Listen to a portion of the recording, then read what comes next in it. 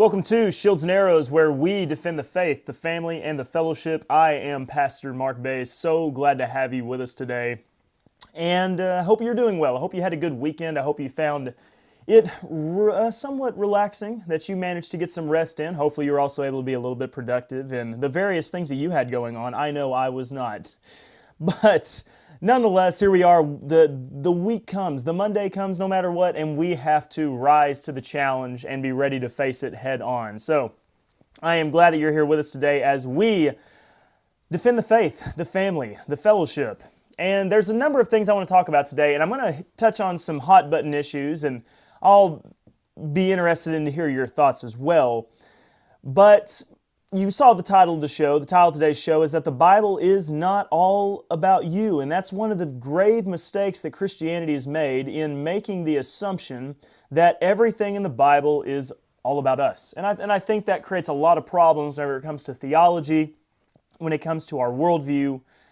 And I want to address that matter. But before we do, there's a few other things I want to get to. First of all, we have those of us on YouTube and Worshipify that have joined. Thank you all. Glad to have you. Ken, great to have you. It's time for Shields and Arrows, that's right. Barney, glad to have you as well.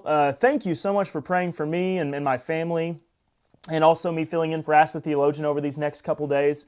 I really appreciate that. It's an amazing opportunity. I'm so thankful for it, and I certainly will strive to do my best to do it justice.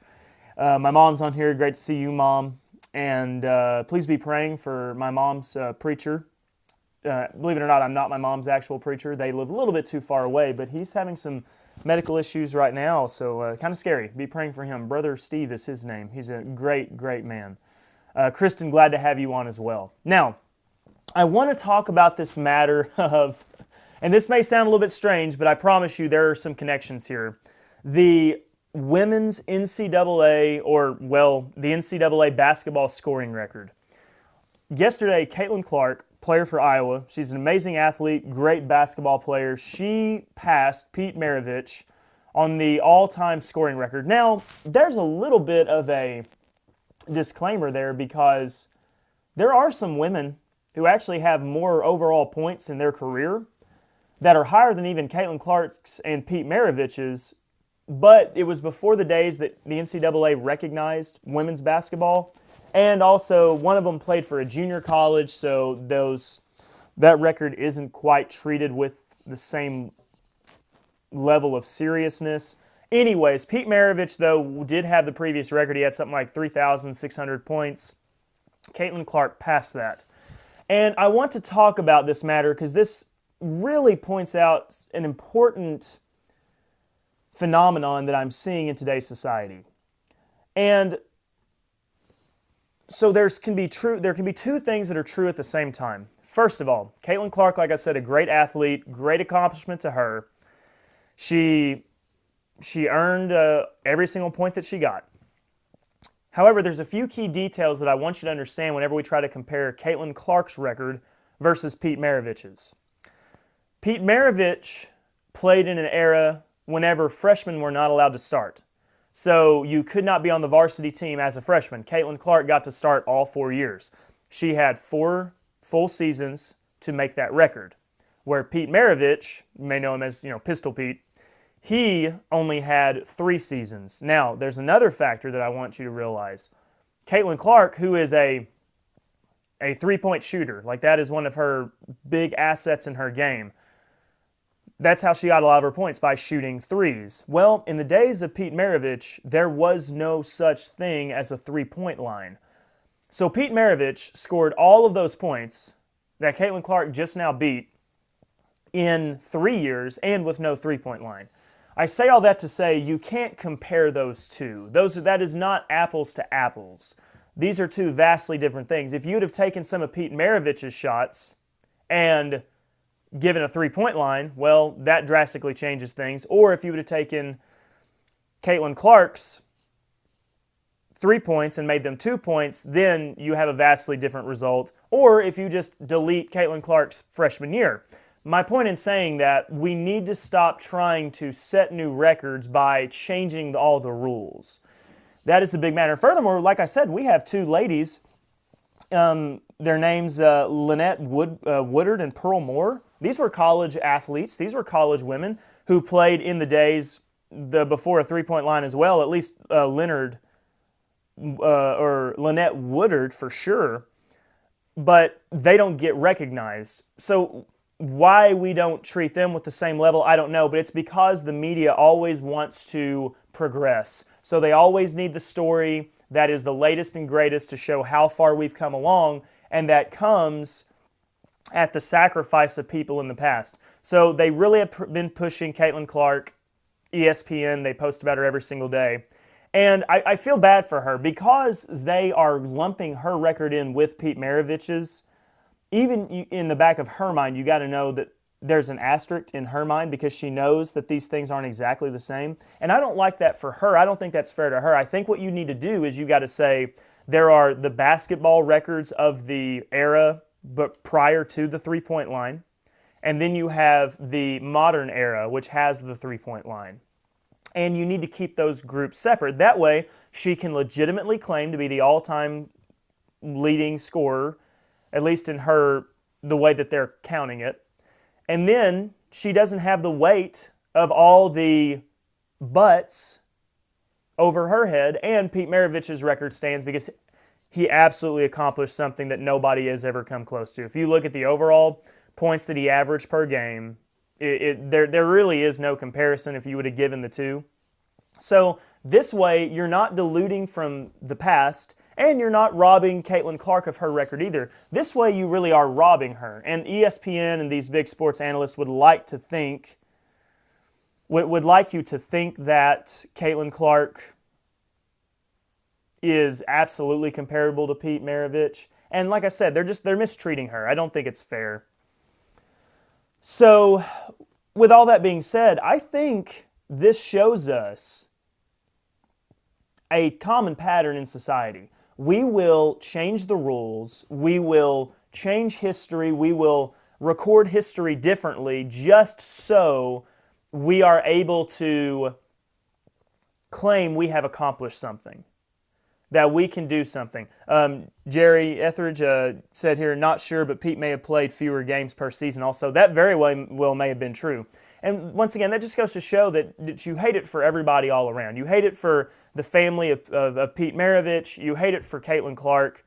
And because they're trying to lump them in together, every time they try to do this, where they force two things that are not the same in together, it ends up robbing both people. And it's a shame, and you hate to see it. But what you see all the time is this redefinition of the rules, redefinition of the standards to where they can make it what you want. For example, politicians. How many times have they redefined the word recession? How many times have they redefined the word insurrection? They will constantly change the meaning of something so they can claim that we have the first time ever this thing taking place, or that thing didn't actually take place, so they can pretend like we are in this state of uncharted territory, or everything has been going great ever since 2020 happened. Everything before 2020 was just awful racism. It was a mistake. But that's the point I'm getting at. They want to change the rules every single time to accommodate what they want. In the case of Caitlin Clark, the ESPN wants a female basketball player to beat Pete Maravich's record. You can tell that's what they want. And they did what they had to do to make it happen. That is, ignoring the past, ignoring the rules. Once again, Caitlin Clark, under the rules that they're counting, forget Lynette Woodard and Pearl Moore for whatever reason, they don't count. I don't know why. Those two ladies did amazing accomplishments, and they actually had more points than Pete Maravich on their record. But that doesn't matter for whatever reason. So they've changed the rules to bring about the results they wanted. That's what the presidential administration has been doing. They've been redefining words, redefining rules to bring about the result, to bring about the narrative that they have been looking for.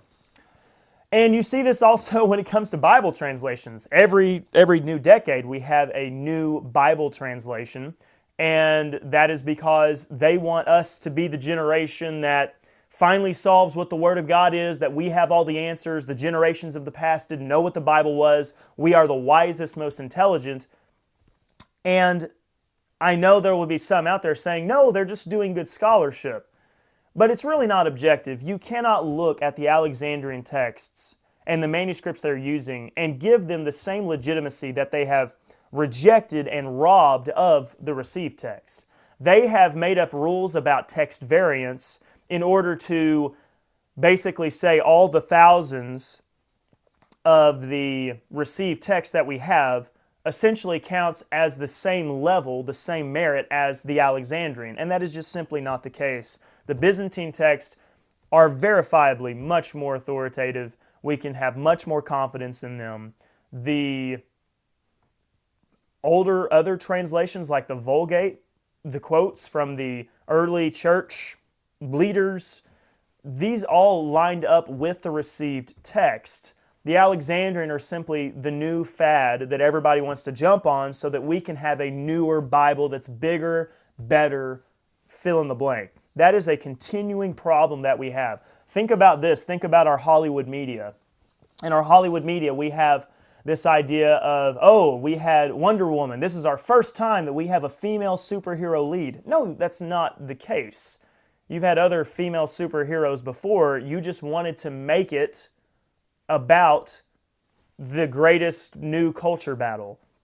Or Black Panther. They made Black Panther out to be the first black superhero movie, when in reality, you had Blade come out in the early 2000s. Those are movies that we bury and we forget because we want to push a narrative. We have a story that we want to tell. And so this is a big problem. We need to call them out on it. We need to demand that they keep the two records separate. Caitlin Clark, taking nothing away from her. She's a great player, playing against good competition. She's not playing against men, but she's playing against good competition. But it does not compare to Pete's. And so let's keep them separate. There's a modern era all-time scoring record. Caitlin Clark, she has it. But then there is the scoring record of traditional rules of basketball, and that's Pete Maravich. Jerry also said, although Pete didn't get the attention of most of the basketball stars, in my not so humble opinion, he was GOAT all-around player. Yeah, he transformed the game, and I'm not a basketball historian, but I can tell you this: you can tell by his style of play, it dramatically changed how things were approached on the collegiate level, even the professional level, for sure. So Caitlin Clark's going to have a great career. She's going to go play in the WNBA, where there's going to be 4 people that watch it because nobody watches the WNBA. So it's just a shame. It's a shame whenever we do this, and it's sad. It's the same thing with MLB baseball. MLB baseball's changed all the rules. They've made the bases bigger. They have made rules about pickoff attempts, all of this stuff. It's a shame because now the modern rules don't stand. They do not count. They're not the same. And it really is a tragedy. So we cannot have any records today actually stand for all time because they have manipulated the rules to where it's going to be easier to steal bases. I'm not saying that Ricky Henderson's record is going to fall anytime soon, but we did have a 30-30 or 40-40 when it came to home runs and all of this. So Myra said from a quick search, Caitlin played 130 games and Pete played 83 college games. Yeah, I mean, these are not the same thing. And once again, I want to give as much respect to what she's done. We're not, and that's one of the things that anytime you raise some questions or you point out some facts, they say, oh, you're just attacking women. No, that's not it. Once again, I'm pointing out some women who played in the past who did amazing things, and nobody knows Lynette Woodard's name or Pearl Moore. We don't know who they are. But everybody knows Caitlin Clark because it's the narrative. It's all about the narrative, and they're pushing the story. So let's look at the facts. Let's be objective about the matter. It matters. It absolutely matters. We need to care. Now, let's talk about Biden and Trump's dueling on the border. So they had a, can I say this on YouTube? Mexican standoff. They were down on the Texas-Mexico border. They had their speeches. I'm just telling you, it's so obvious. If you look at Biden, he is not fit for the job. If you have Nancy Pelosi and Mitch McConnell stepping down from their leadership roles due to their fitness, then there's no way in the world that Biden should be president, but they have nobody in the wings. Kamala Harris is super unpopular. Nobody likes her. Gavin Newsom may be the boy that they're getting ready for 2028. I don't know. But Biden looks terrible. He looks terrible. He sounds terrible. And all he did was he lied. He just got up there and lied the whole time. He talked about how he could have solved the border problems in the House, which is not true. We already talked about it. That border bill was absolutely terrible. It was an awful bill. It wasn't going to do anything to make any change on the border for the better. It was going to undo all the good laws. That was what the border bill was going to do. And shame on Mitch McConnell and those other Republicans that got on board with it. That was a terrible idea. And whenever you look at Trump, all Trump had to do was just point. He just pointed at what was going on, the facts, the reality on the ground, the situation, the matter that we have an invasion, military-age males of all these different nationalities coming across our border. We have people being murdered, American citizens being murdered by illegal aliens. We have fentanyl crisis, cartels running the border, all of those things. It's a massive problem. We are the strongest military in the world, and we cannot even secure our southern border. That is such a joke.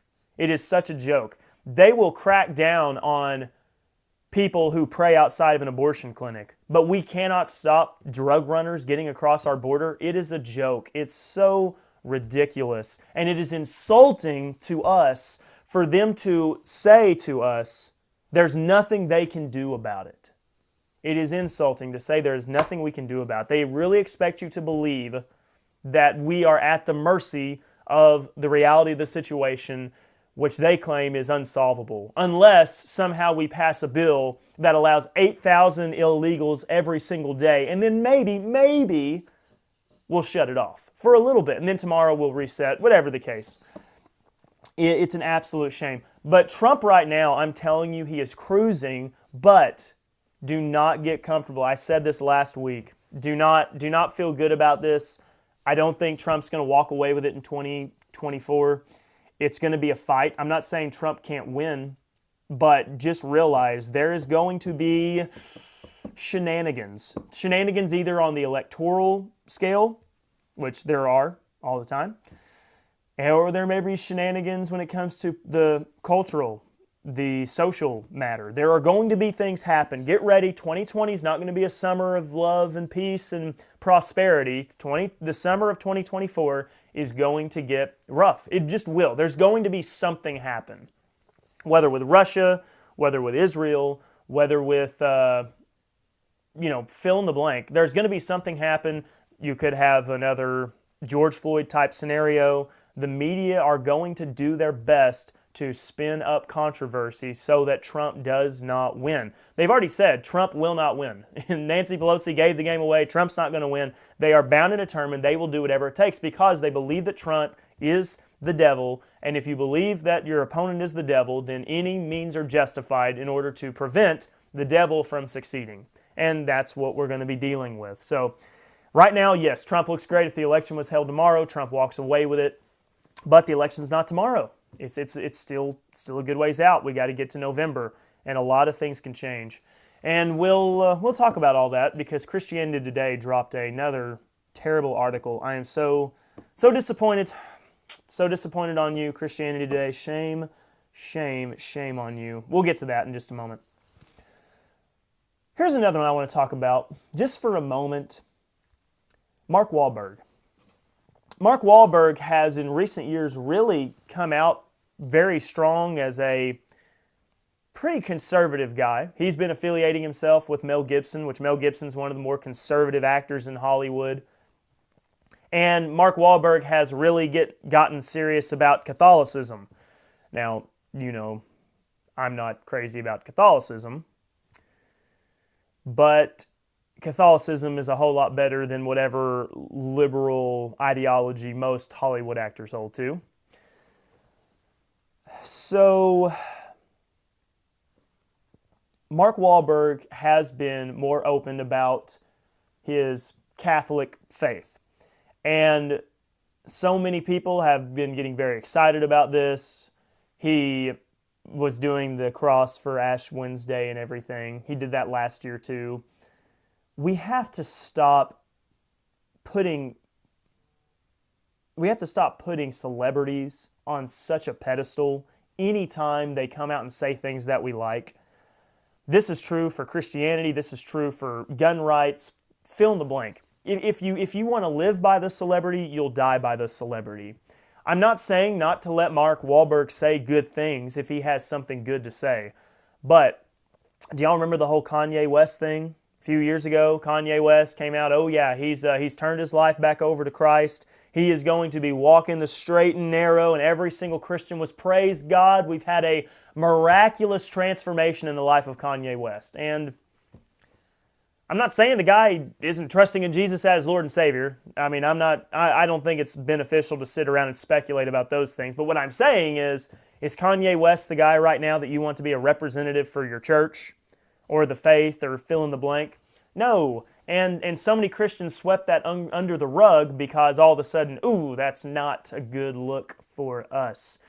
So I'm just telling you, you need to be cautious. Be cautious about Mark Wahlberg. I like him overall. He seems like a pretty good guy. He's played in some cool movies. You know, you got, what is it, Lone Survivor. That's a nice military Navy SEAL movie. And he said some decent things about Christianity and some pretty conservative views.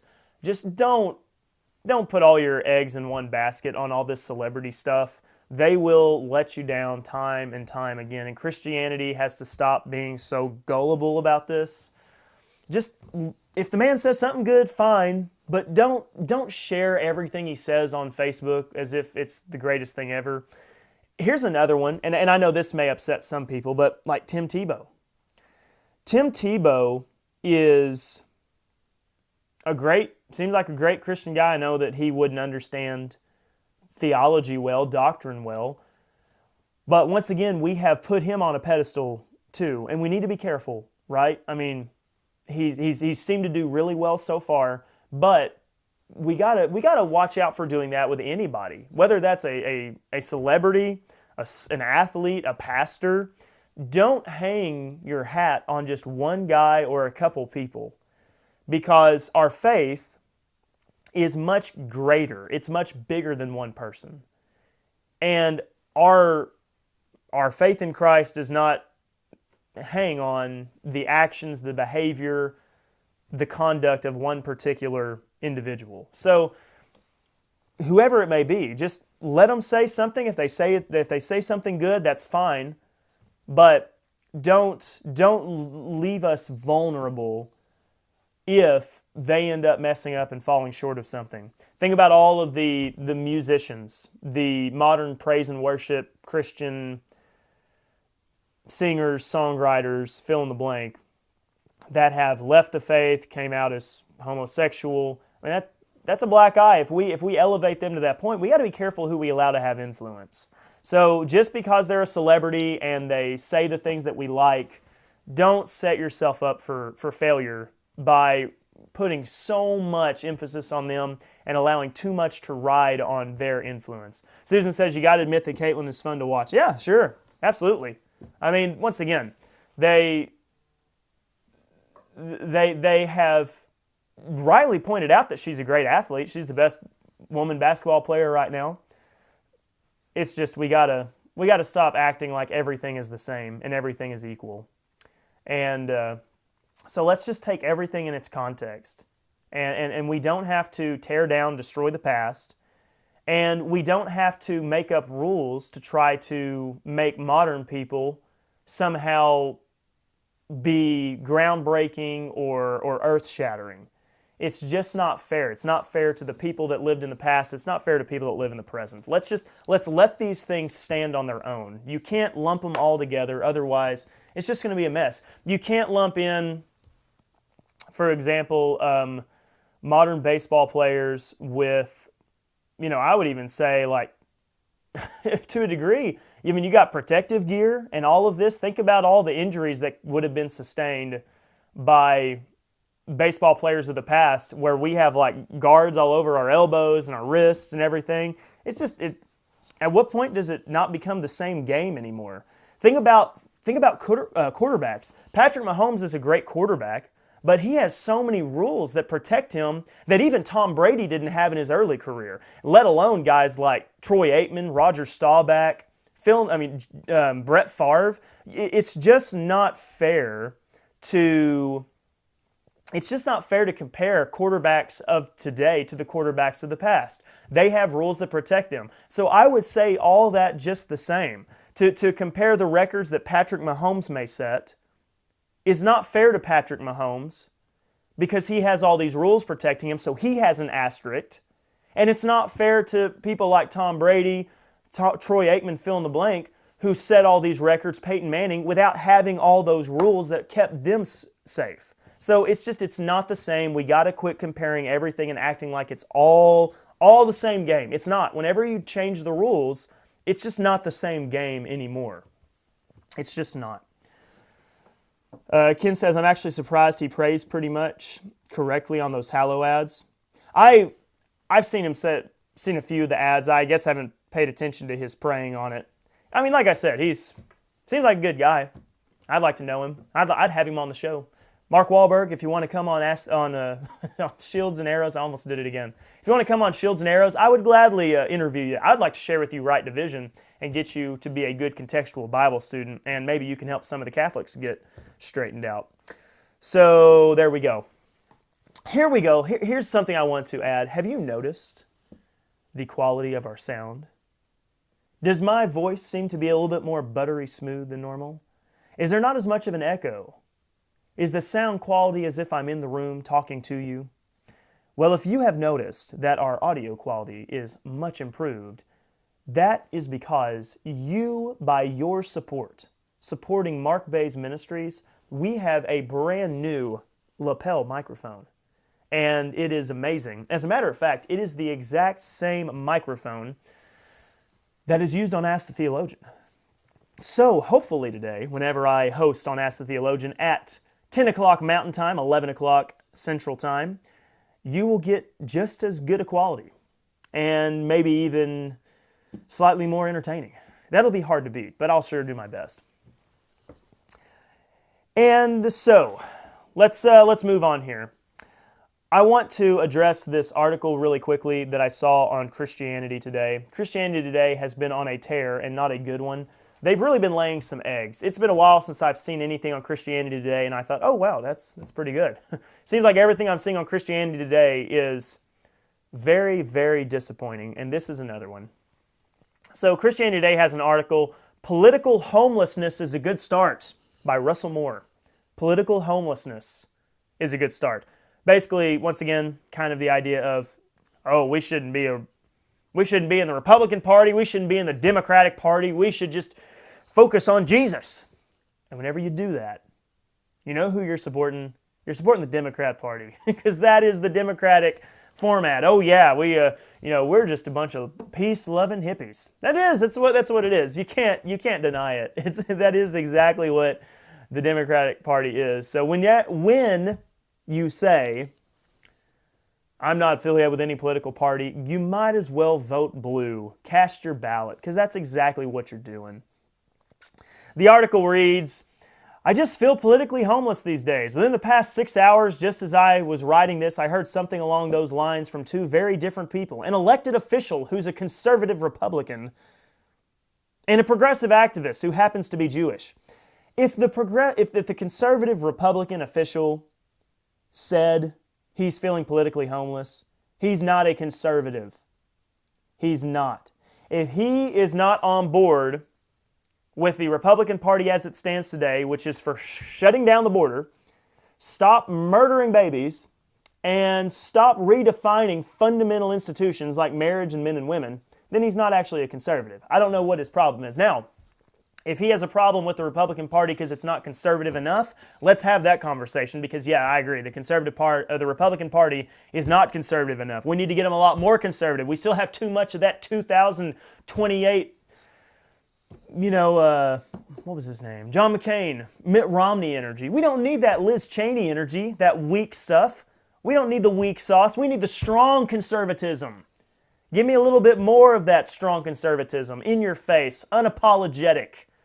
When you say you have this idea of political homelessness with the Republican Conservative Party, I wish you meant it was because they're not conservative enough, but I know that's not what you mean. So you're a squish. You're squishy. Whatever. And I don't know. Are you making this up, Russell Moore? Is this a real official? Because it's convenient. You had a conversation with a conservative Republican, and you also had a conversation with an elected or a progressive activist who happens to be Jewish. Of course, Christianity Today, I don't know how nice you are to the Jewish people. Smooth as silk, actually melodic. Thank you. I've been told that I have a melodic voice. Now, while you're riding in your car, Ken, traveling all over the place for your job, you have the excellent radio sound coming from Shields and Arrows now. So whether due to the polarizing figure of Donald Trump in the first case, or the rise of anti-Semitism since October 7 attacks on Israel in the second, both these individuals have felt themselves to be in kind of exile from their respective political factions. I don't buy it. I don't buy it. Because you said, oh, Donald Trump, the head of the Republican Party, the leader in the primaries, the one who is actually leading in the general election versus the current seating president. You don't like him, but this very minute little segment of some people on the left who have some anti-Semitism towards Israel, that's the reason why the progressive activist is feeling disenfranchised. This is so weak. Russell Moore, this sounds like liberal propaganda. You know, that's what exactly it sounds like. Liberal propaganda. Not impressed. You're not fooling anybody. You're not fooling anybody. I like Bonnie more than you. How about that? I know that's insulting, isn't it? Bonnie, I apologize for every mean thing I've said about you. You're at least as not as bad as Russell Moore. You're still squishy, but you're not as squishy as Russell Moore, it sounds like. Lots of people feel this way right now, including many followers of Jesus. Here we go. We just need to speak Jesus. We don't need to be involved in politics. We got to be above that. We have to be morally superior. We can't get down in the mud and sling all that filth that they do and fight for the rights of unborn babies.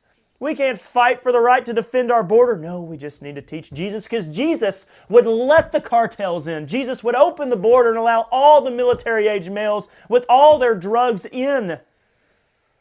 Because Jesus ministered to everyone. He didn't have a ministry specific to the Jewish people concerning the promises of the kingdom, fulfilling the promises made unto the fathers as a minister of the circumcision. No, Jesus was a liberal progressive. He was a socialist. Him and Karl Marx would have been walking hand in hand. Barf.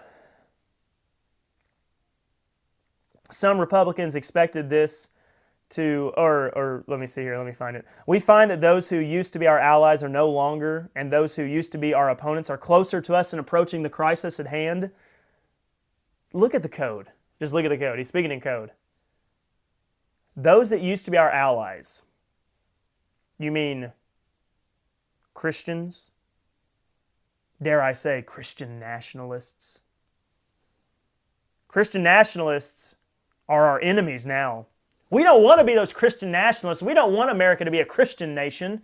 America wasn't founded on Christian principles. It says nothing about that in our Constitution or the Federalist Papers or the early writings of our founding fathers. There's no hint of Christianity in the founding of our country.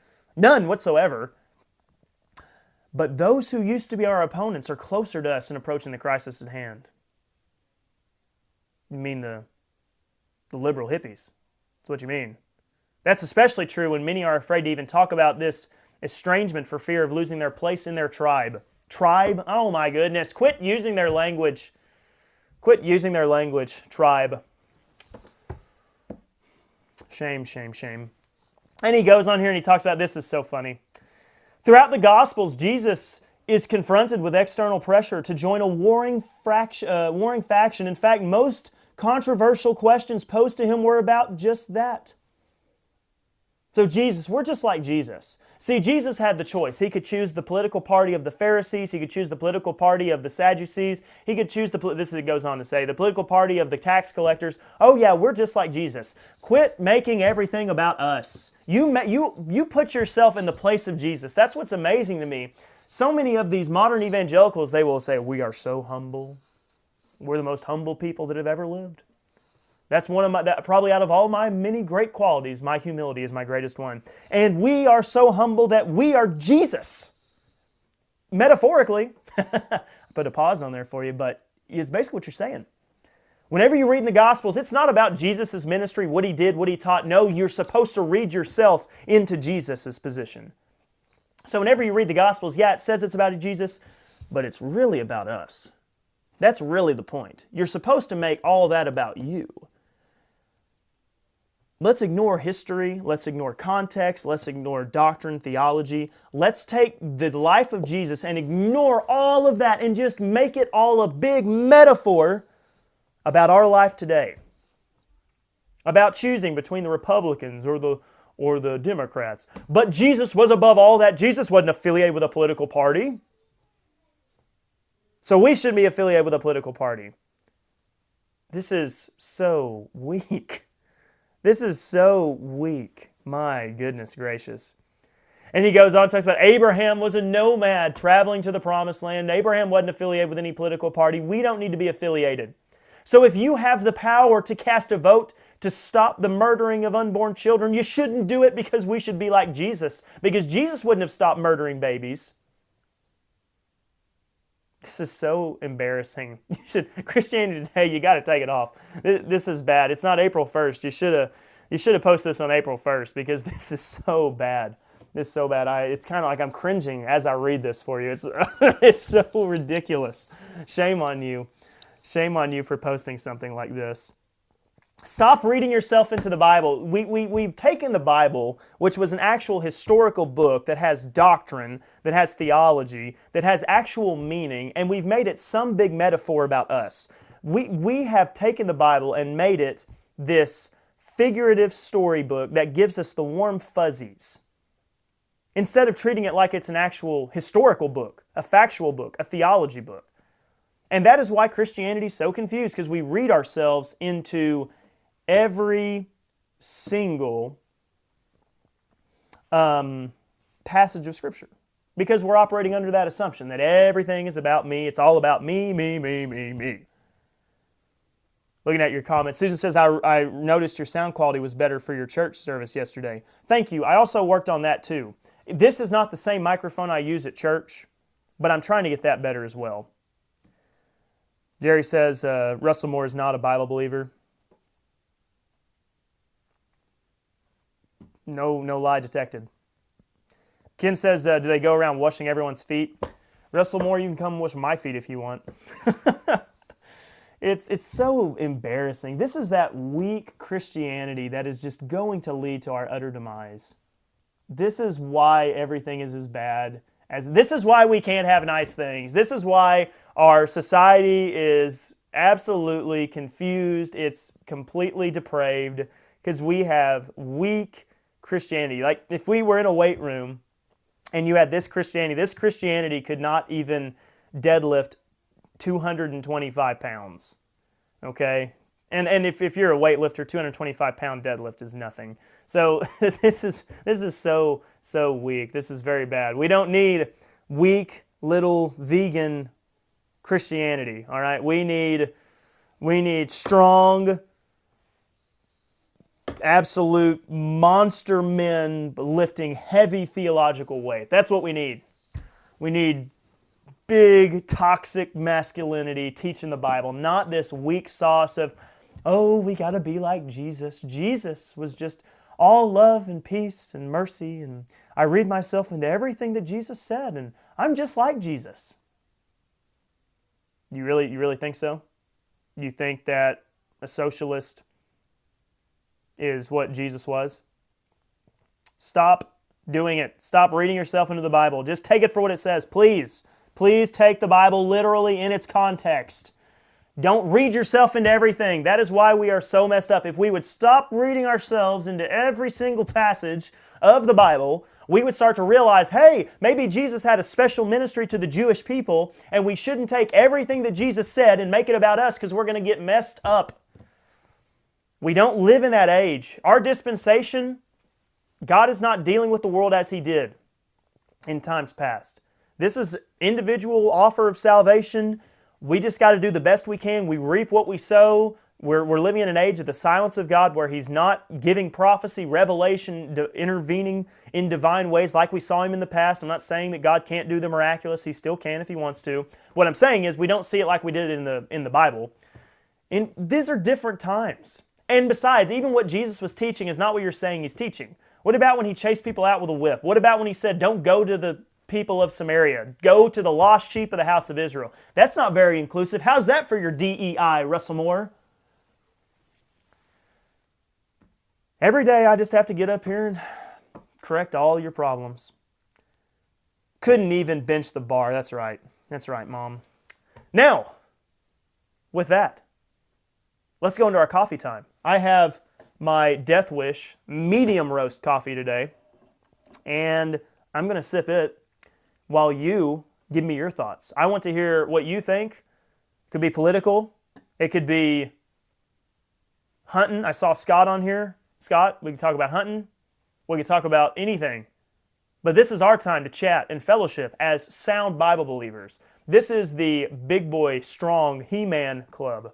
But we let ladies in too, because the ladies that are in our Bible study, in our comment section, you're stronger Bible students than the likes of Russell Moore. Now, with that, I'm going to drink my coffee, and you can listen to the sound of my high-quality microphone picking up me sipping on this amazing medium roast Death Wish coffee. It's still kind of hot.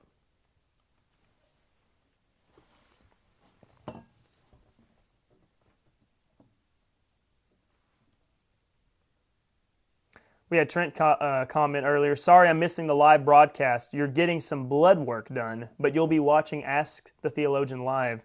Some blood work? Well, that sounds like a terrible way to spend your time. I hope you're good and hydrated. There's nothing worse than going and having blood drawn and you're dehydrated and they can't find the vein. I don't have too much trouble with that. I'm kind of a veiny person. Helps whenever you're 28. Oh, goodness, Scott, don't get me started. Do I know anything about the Chinese pot farms up my way? So, here's the thing. I don't know a lot about them, but I know they're here. And I know it's really suspicious, and why we are letting them get away with this, I don't know. Here's what happens. You have sections of land pop up, and before anybody can buy it, you have these people, backed by the Chinese government, offering absurd amounts of money, setting up pot farms, and yeah, we have a ton of Chinese-owned land in Oklahoma, and this is ridiculous. It's insane. I hate it. The worst decision we could have made was legalizing pot, and it was a Trojan horse. This whole medical marijuana, no, it just made it recreational, and it has made our towns ugly. We have more pot stores than we have churches. Everywhere you drive, there's a weird sign called Puffin' Stuff or whatever. It's ridiculous. Our towns are ugly. Oklahoma's terrible. We have people driving down the highways at 20 miles an hour because they're stoned out of their heads, and the Chinese government's funding it. They want us all to be high. They want us to all be lazy. They want to buy up the land and put us on drugs and then take us under their rule. Yeah, Scott, that's about my thoughts on it. I don't have much more in-depth knowledge than that, but it definitely makes me mad because I like ranches. I don't want pot farms. I don't want compounds. I don't want people moving in, putting up a bunch of little storerooms and everybody living in these little storerooms, making everything look terrible. I want cows. I want ranches. I want hay. I want the wide open. I don't want all of this. Keep Oklahoma, Oklahoma. Make Oklahoma, Oklahoma again. I'm passionate about these things.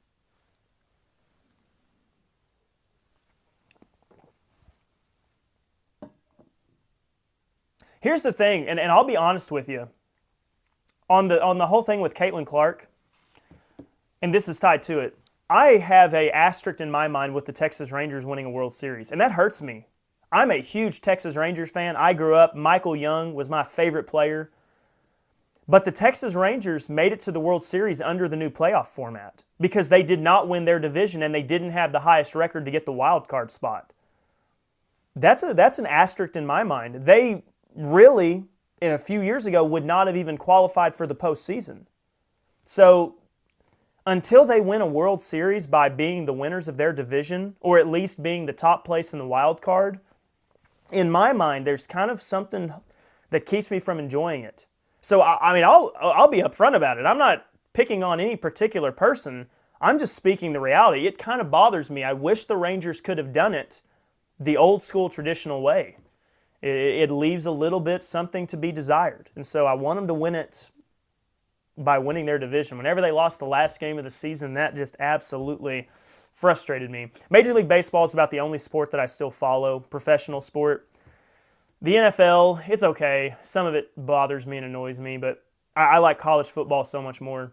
My father-in-law, he's a committed NFL fan, though. He's a big Cowboys fan, live or die. You got to respect that. My father-in-law is not a fair weather fan. He follows the Cowboys no matter what.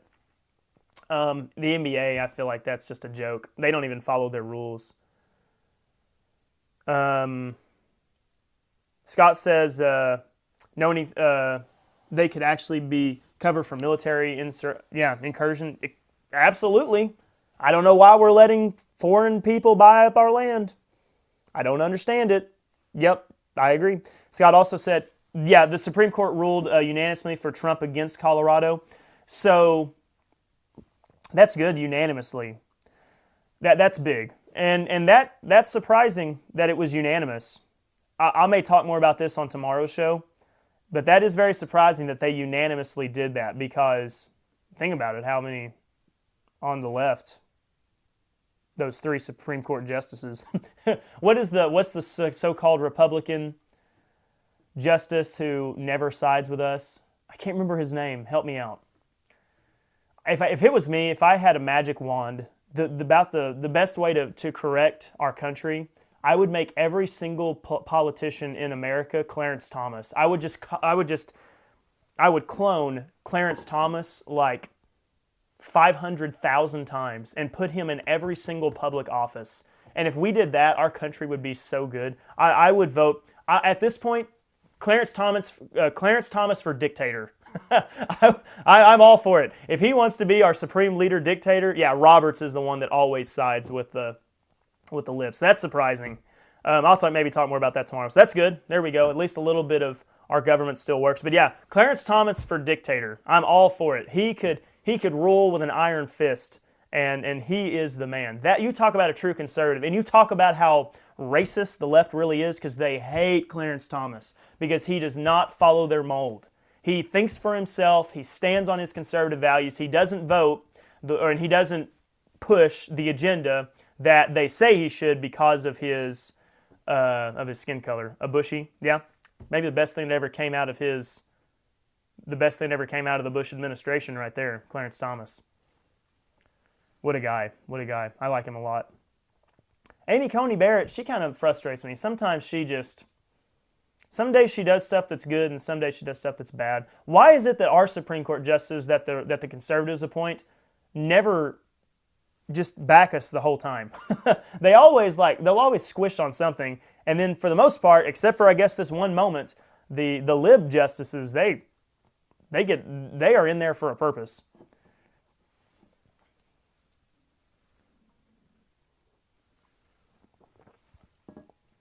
If you go to YouTube, Worship, I got to fix it. I had an issue yesterday on the processing of it. I'll have Nathan help me. But I want you to check out our new series. I'm really excited about this. My church is really responding well to it. And some of you probably already watched it. But if you go to my YouTube channel, we've got a new playlist going right now. And it is Defining the Words of Scripture. And it says we have 6 videos there, but we shouldn't actually. We should only have 3. This right now, I'm planning on this being a 10-part session. So you have Defining the Words of Scripture, which was saved. This word is kingdom. Now on YouTube, though, I'm trying to get those views, trying to boost the rating. So I'm using some titles that kind of are a little bit more catchy. But the second session was kingdom. The third session was gospel. Something I want you to know, I am working on this. It's just going to take me some time because we've just gotten back home, settled in with the babies. But I'm working on getting the camera to be centered on the stage. That way it's not off kilter like it is. I do want it to be centered for you. It's just going to take me a little bit of time to do that. I'm going to have to run a pretty lengthy HDMI cable. I'm going to have to set up a shelf and everything and get all that lined up just right. But it will happen. I'll get there eventually. Just be patient with me. We'll get it done. We'll get it done.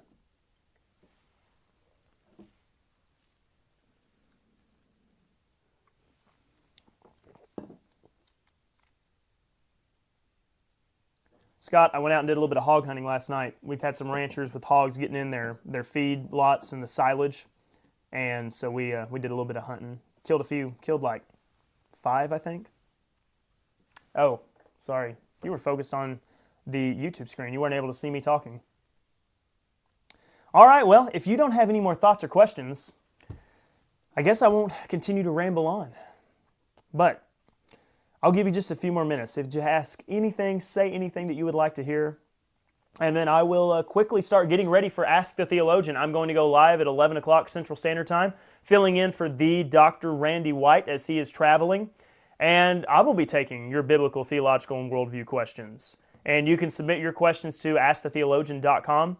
I am excited. This will be my second time hosting it. My first time around, I was still kind of new to the format of even doing a live stream. And so I'm excited now that I've got my system all set up. I got my camera just right, my computer just right, everything ready to go. It's going to be fun. It'll be a good time. I'm excited. I know that a lot of people are not able to make my show, the time slot, for whatever reason, traveling, work. Maybe they've got other shows that they watch, but I will get to pull a larger audience. I'm excited about that, to show them, share with them what we got going on. What's your favorite caliber for the piggies? Okay, Scott, so this is a good question, and it's going to be a weird answer. Right now, so if I could run whatever I wanted, I would run a 308. I would run a 18-inch barrel bolt-action 308. Yes, a bolt-action. I found that I can take just as many pigs with a bolt-action than I can with an AR. So in a perfect world, I would run a 308, but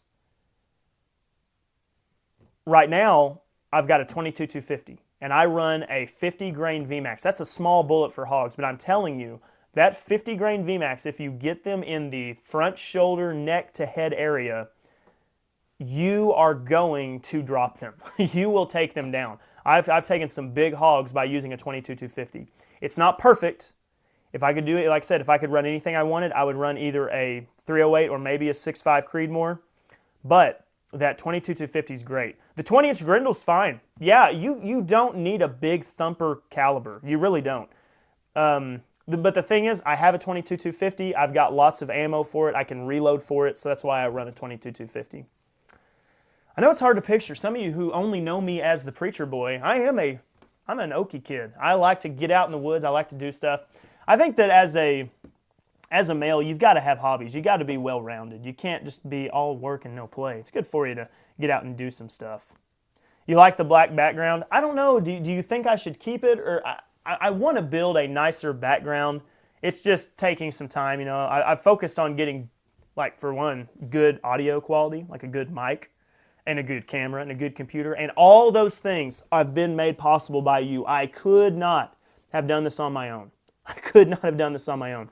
You have made this possible by supporting me, the camera that I'm using, the computer that I'm using, all of this. You have made it to where I could do it. I would not have been able to do this on my own and pursue this. And this was a big decision for me to commit to ministry the way I am, because it was tough. For many years I fought it. I was worried about trying to do this, and certainly I'm not where I want to be yet, but so far it's been really amazing to see that kind of support, and it's going to be well worth it. I'm excited for what the future has in store. All right, we're about to hit 55 minutes here, and I need to get ready because I've got a show I've got to do, and I have to get everything set up for that.